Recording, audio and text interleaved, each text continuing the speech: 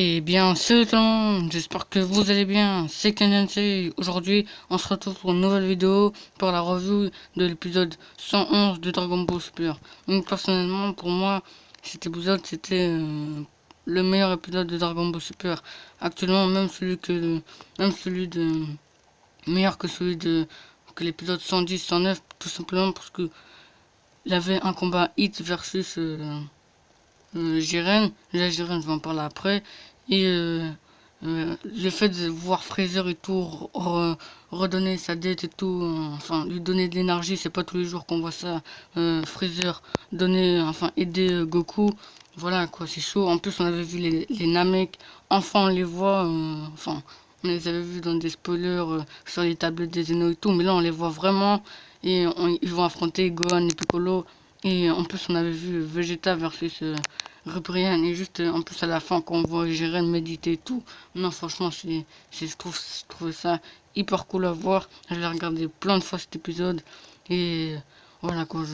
Pour moi, c'est vraiment le meilleur épisode de Dragon Ball Super. Mais c'est personnel, hein. Dites-moi, j'en suis sûr que pour vous, le meilleur épisode, c'est soit celui de Vegeto Blue versus Yamasu ou l'ancien là 110 109, mais personnellement pour moi c'est celui-là, cet épisode le meilleur.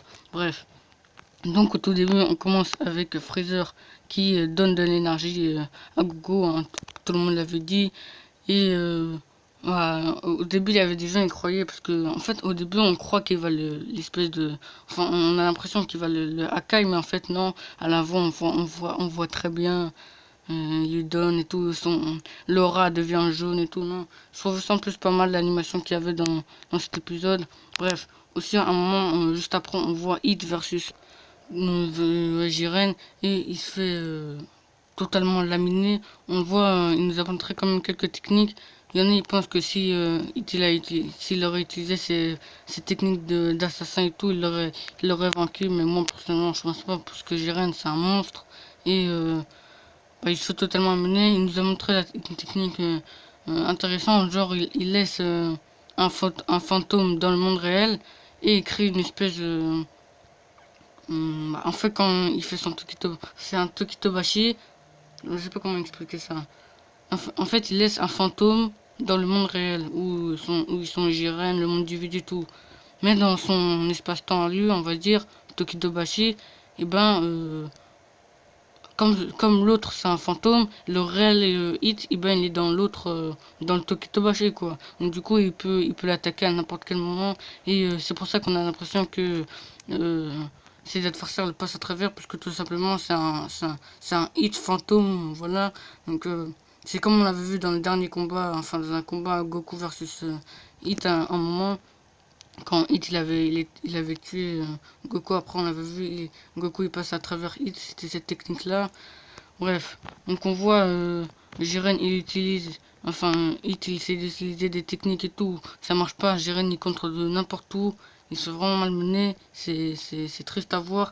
Mais ce qui m'a le plus choqué, c'était l'élimination de Hit. Bon, après la première fois j'ai vu ça, j'étais vraiment choqué. Après je me suis dit ouais, c'était mieux de l'éliminer maintenant que par un autre adversaire. Parce que, à votre avis, il allait se faire éliminer par qui?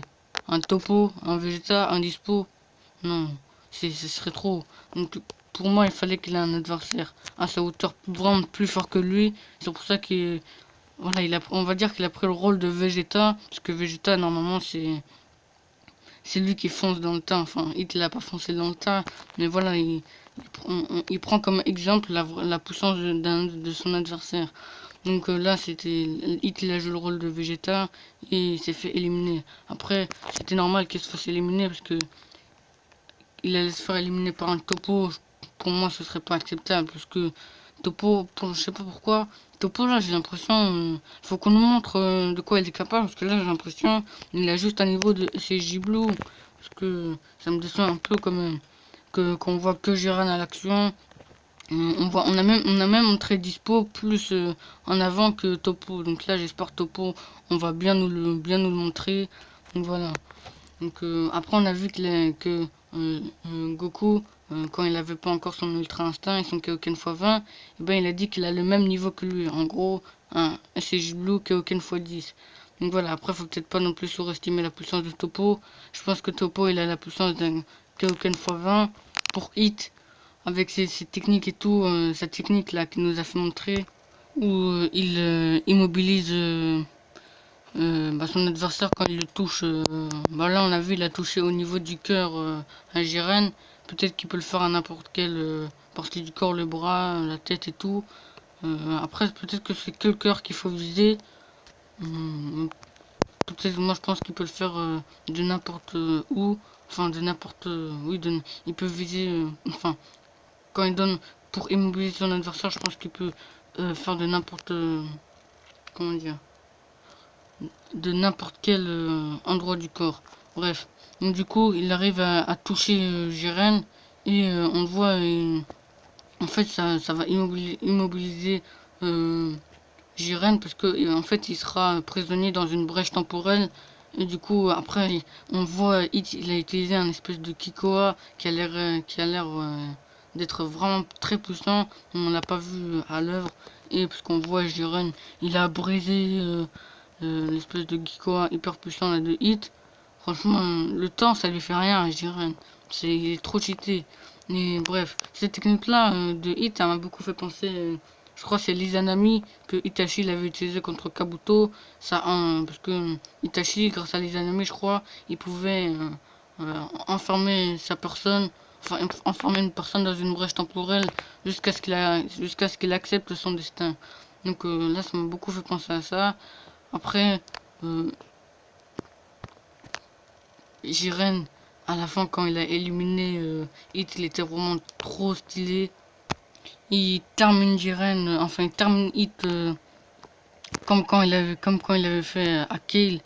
Et franchement, ces techniques-là, elle est hyper belle, je trouve, quand il dit c'est fini, oh Lida, tout ça. Je l'avais regardé la première fois, c'était en japonais, après c'était en anglais, après c'était en français, j'ai regardé plusieurs fois. Et non, franchement, quand il fait ça, c'était trop stylé, mais j'aurais préféré que Hit, quand il s'est fait éliminer, il part pas comme ça, ouah, comme ça. Je préférais qu'il descende directement, parce que là, quand on a l'expérience, j'ai l'impression qu'elle est hors de l'arène. Donc le fait qu'elle soit encore en haut de l'arène, c'est un peu bizarre, mais bref. En tout cas, cette élimination-là, on pouvait pas faire mieux, parce qu'une élimination avec un coup de poing de Vegeta qui le termine ou un Final Flash, c'est ce que beaucoup de gens le pensent. Franchement, j'aurais pas accepté parce que c'est Hit, hein, c'est pas n'importe qui. Hit, il est beaucoup plus fort que Vegeta. Actuellement, enfin, comme Goku, il a l'Ultra Instinct, mais l'Ultra Instinct, c'est une technique temporaire. Donc, du coup, on peut pas dire qu'il la maîtrise. Donc, du coup, actuellement, la vraie force de Goku, et ben, c'est pour Saiyajin Blue Kaioken x20. Parce que l'Ultra Instinct, parce que là, actuellement, le niveau de Goku, c'est le Kaioken x20 CJ Blue. Celui de Vegeta, quand, en fait, quand je dirais que là il a le niveau d'un CJ Blue normal, hein, c'est comme celui de Goku. Ensuite, il a peut-être un niveau supérieur quand il s'énerve avec le SCJ Blue. Quand il est vraiment à sa puissance maximale de SCJ Blue, je dirais qu'il a peut-être le niveau d'un Kaioken juste d'un Kaioken ou d'un Kaioken x10, mais pas plus. Donc on peut voir qu'il y a juste un niveau d'écart. Mais le Ultra Instinct, c'est une technique temporaire, hein. C'est comme pour comment ça s'appelle, le quand Ichigo il avait absorbé le Getsuga Tencho, c'était une technique temporaire, hein. Il peut pas l'utiliser tout le temps comme le Bankai. Non, c'est une technique temporaire. Donc Goku, il faudra qu'il a encore un élément déclencheur parce que pour avoir les parce que pour quand il s'est transformé, le Genki Dama a été l'élément déclencheur de la transformation, enfin de l'ultra, qui lui a permis d'être en ultra instinct. Donc il faut qu'il ait quelque chose de déclencheur pour qu'il ait l'ultra instinct. On sait tous qu'il va réutiliser l'ultra instinct, mais je pense pas qu'il va battre Jiren avec cette transformation. Enfin, avec l'ultra instinct, on a vu vraiment la puissance de Jiren, il est vraiment hyper cheaté. Maintenant, je vais parler de Jiren, et Jiren, il est trop abusé. Franchement, c'est le Kenpachi de DBS. Le mec, le temps, ça lui fait rien. La régénération, ça lui fait rien. La force brute, ça lui fait rien. L'ultra instinct, ça lui fait rien. Mais en fait, il faut quoi pour éliminer Jiren, en fait, pour juste le vaincre? parce que c'est chaud quoi. Jiren il est vraiment hyper puissant. En plus comme l'a dit Vermood, euh, il est pas plus puissant qu'un Akeishin. C'est juste que les Akeishin ils peuvent pas le battre. À part peut-être les deux plus puissants Akeishin ou le troisième peut-être. Mais sinon Vermood il a bien dit que lui-même ne pouvait pas le vaincre. Donc il est vraiment super puissant. Bref, en tout cas Jiren, parce que vous allez dire quoi, le temps ça les fait rien, la force brute et tout. Parce que regardez, juste contre Hit. Son Hit et tout, le temps, Tokitobashi et tout. Même, je crois que c'était Whis ou Vados qui avait dit quoi, le temps ça ne lui fait rien. Et voilà, c'est déjà une grande preuve, le temps ça lui fait rien. Ensuite, la régénération contre Magicayo. C'était One Punch Jiren là. C'est aussi le Saitama de DBS. Hein. Il est vraiment super puissant, il est chauve comme Saitama et tout. Enfin bref. Il contrôle parce que Magicayo on sait tous qu'il peut se régénérer, c'est un peu le bout de l'univers 3 quoi. Il peut transformer ses parties du corps et tout. Donc il peut se régénérer à volonté parce que comme je pense qu'il a pas de sang, hein, le Magicayo il est comme bout. Donc on peut voir que en un seul coup de poing, hein, il a réussi à défoncer. Je pense qu'il aurait pu le tuer. Hein. Je pense qu'il aurait pu tuer Magicayo mais il s'est retenu pour pas le tuer pour qu'il soit pas éliminé. Bref il a réussi à l'éliminer en un seul coup de poing. En moitié, c'était le All for One de All Might, mais c'était bizarre en moitié. Bref, ça a fait un grand courant d'air et tout, et ça l'a vraiment exterminé Magicayo. On peut voir que ça a atterri, le dernier bout de lui, ça a atterri sur la main de EA, le Kaioshin de l'univers 3. Et après, pour la force brute, voilà, c'était Kale. Kale en SCJ Berserker. On peut voir elle a complètement défoncé le SCJ Blue. C'est un monstre puissant, c'est un monstre de brute, quoi, force brute. Et en un seul coup, vous savez la technique qu'il a utilisée, la même pour... vous savez la technique qu'il a utilisée pour éliminer Hit, là, celle-là, il a fait pareil pour Kale. Il l'a éliminé. J'en suis sûr qu'il est plus fort que Kale en termes de... Peut-être pas en force brute, hein, mais il est large. Franchement, Jiren, il est trop cheaté. Pareil pour l'Ultra Instinct. Il est vraiment hyper cheaté. Après, ce sera quoi? Qui d'autre a une capacité? Après, je sais pas. Franchement, Jiren, c'est le Kenpachi de, de DBS pareil. Parce que Kenpachi, lui, il avait, enfin, je sais pas si vous connaissez Kenpachi, Zaraki Kenpachi de Bleach. Il avait affronté... Grémy Toumo, vous savez, je sais pas si vous regardez les scans, hein, désolé de vous spoiler, de Bleach, et ben, il avait Grémy Toumo, le gars, il avait le pouvoir de l'imagination, c'est un pouvoir assez cheaté, et il a réussi à le vaincre. Ensuite, il avait aussi vaincu, non, il l'a pas vaincu, mais voilà quoi, il a failli le tuer, c'était Gérard Valkyrie, il avait comme tranché en deux, mais comme Gérard Valkyrie, il a le pouvoir des miracles, il a réussi à se régénérer, et ouais, c'est chaud quand même. Non, on empêche qu'un petit il est hyper puissant. Donc même, je parais que même il pourrait battre Hit, c'est sûr. Bref, je vais pas rester longtemps sur ce sujet. Donc Hit était sur le point de juste, je parlais de la fin là du combat Hit versus Jiren. Hit était sur le point de terminer Jiren, de l'éliminer. Et en fait, grâce à ses yeux, il peut créer une espèce de barrière. Et il a brisé, il avait dit une fierté d'assassin. Quelle bêtise. Ensuite, bam, il a, il a brisé le truc. Franchement, c'était beau les effets spéciaux là quand il l'a brisé. Bref, c'était cool à voir aussi. Après, à un moment là, je vais plutôt parler du combat Rebrian versus. Et il y a un truc qui m'a tué. Déjà l'épisode, il avait de l'action, du mouvement, du suspense. Et je sais pas vous, mais il y a un truc qui m'a fait marrer. Franchement, c'était la tarte de Rosilla.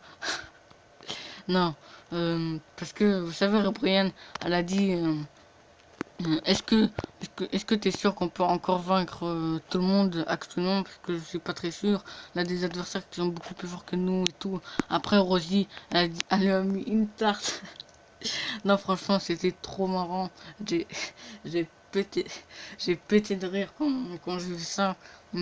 Parce que là, je sais pas, non, non, la dernière fois qu'on avait vu quelqu'un se faire tarter, je crois que c'était Bulma qui avait Tartéburus, mais bon, après ça, c'était pas trop marrant, c'était plutôt à la, plutôt pour dire quoi, qu'est-ce que tu fous dans mon truc d'anniversaire et tout, tu vois. Mais là, c'était vraiment une tarte pour la calmer. C'était vraiment trop marrant.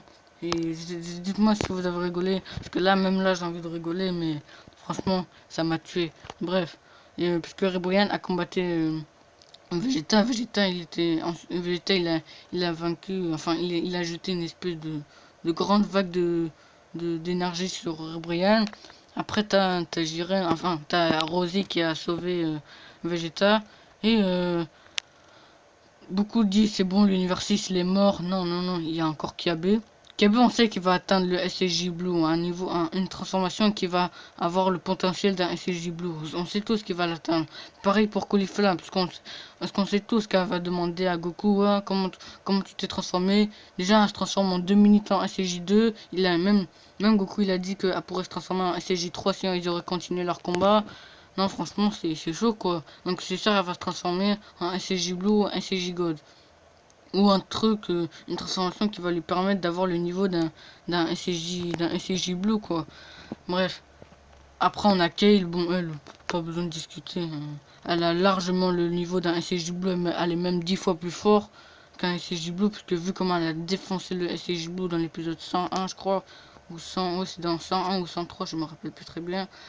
Elle l'a littéralement défoncé. Donc voilà, c'est chaud. Après, on a les Namek. Pour moi, le Saoneru, le Namek là, qui c'est lui là, qui est à ma gauche. C'est celui qui a l'espèce de kimono en bleu. Pas le balai. Hein. Le balai, il s'appelle Pinira ou Pintra, je me rappelle plus très bien. Bref, en tout cas, je me souviens du nom de l'autre Namek là, Saoneru.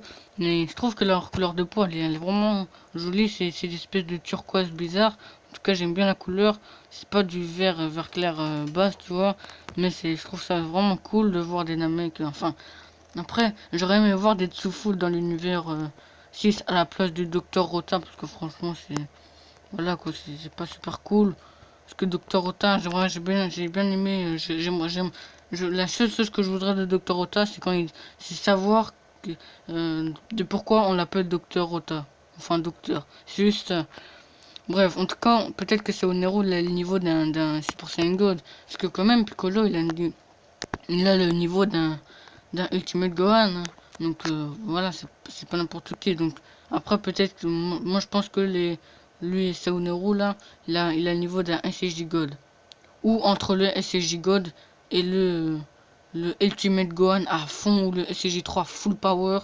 Donc je pense qu'il a, enfin, entre les deux niveaux, tu vois, entre SSJ God ou SSJ 4 si on devait mettre le SSJ4, je le mettrais entre les deux. Mais je pense qu'il a le niveau d'un SSJ God quand, quand il déploie son ki ou voilà quoi, une transformation on va dire. Quand je dis transformation, hein, c'est voilà quand il déploie son ki pour l'espèce de là le balèze là je crois, je sais plus comment il s'appelle, on va l'appeler Pinira ou Pintra. Et ben pour moi il a les mêmes capacités de Slug. Vous savez lors de Slug dans le film 4 je crois. Et ben il avait la capacité de transformer en géant. Et là je pense qu'il a la même capacité que Shoji, transformer ses membres en géant quoi, c'est du gigantisme. Donc voilà, donc personnellement j'aime bien leur chara design. Saonero il va combattre Gohan. Et là dans Pintra il va affronter Piccolo. J'ai hâte de voir les révélations dans le prochain épisode. Donc voilà. Et à la fin, quand on voit Jiren méditer aux côtés de Toppo et Dispo, non franchement, je trouve ça hyper stylé.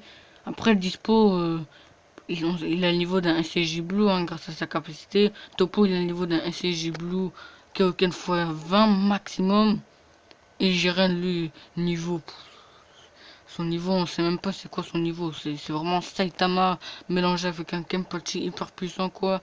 Bref, en tout cas cette scène là m'a beaucoup plu.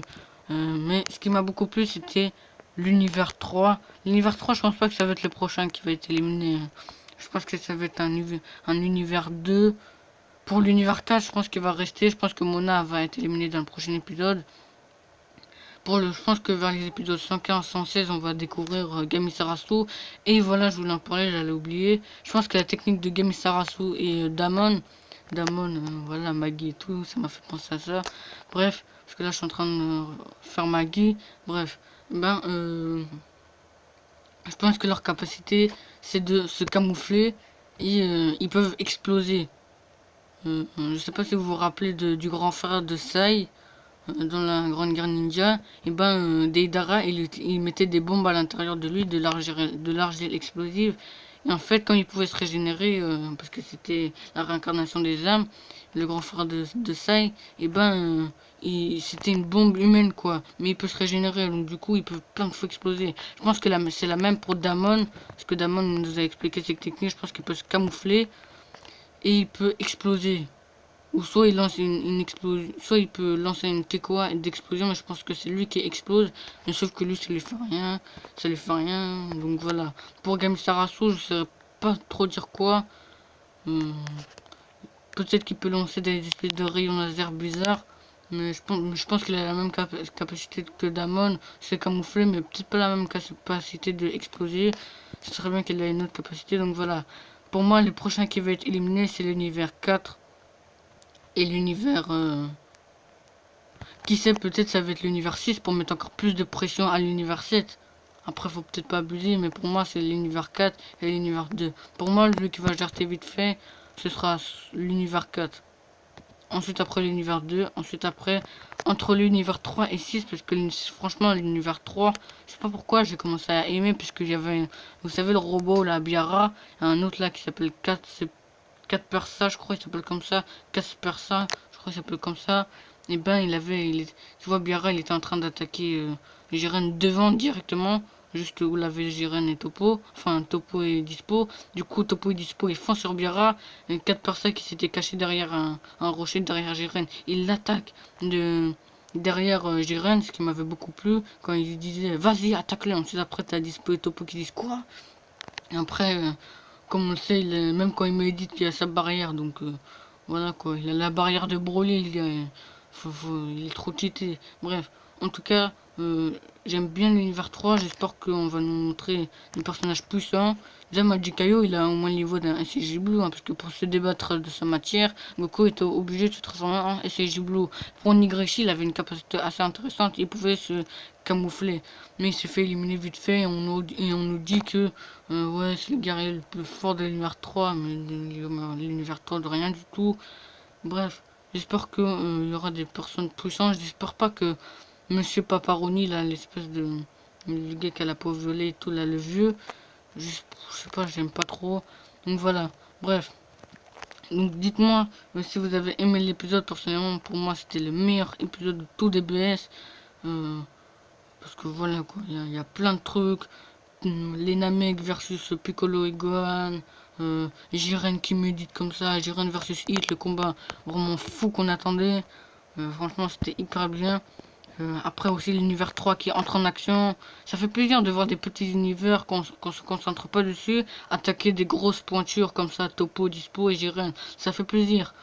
Donc voilà, c'est pour moi, comme je l'ai dit, j'aime bien quand on va un peu y aller chercher partout, dans plusieurs univers, enfin, y aller dans plusieurs combats d'univers.